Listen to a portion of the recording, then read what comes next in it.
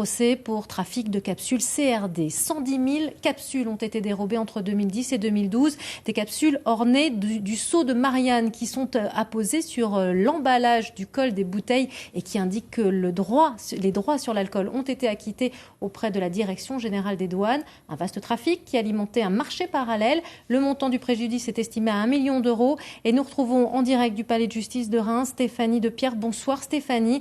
Alors plusieurs personnes sont donc impliquées dans ce vaste trafic.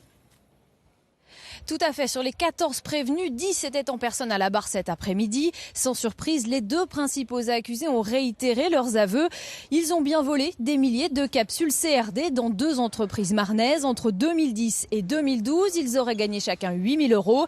La procureure est donc sévère. Elle réclame 2 ans de prison pour le premier voleur présumé, 18 mois ferme pour son complice. Alors si les voleurs ont avoué, quel est l'enjeu de ce procès, Stéphanie ?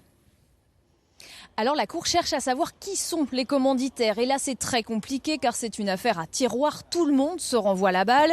Il y a ceux qui ont stocké et revendu les capsules. Il y a ceux qui les auraient utilisées pour vendre illégalement du champagne. Et il y a même une secrétaire de gendarmerie qui a averti un des accusés avant une perquisition.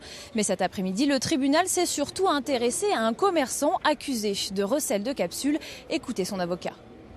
On essaie de lui mettre tout sur le dos. Monsieur De Souza, il est un simple commerçant, il est amené tous les jours à faire des transactions commerciales. Il peut faire des erreurs, il peut acheter des produits qui proviennent d'un certain délit ou d'un certain crime. Donc cela ne fait pas de lui une personne dangereuse. La plupart des prévenus ont un casier judiciaire bien chargé, lié déjà à des délits dans le monde du champagne. C'est ce qui explique les réquisitions très sévères. Les plaidoiries sont en cours, elles vont durer tard dans la nuit. Merci beaucoup Stéphanie Depierre et merci à Paul-Antoine Boudet pour les images.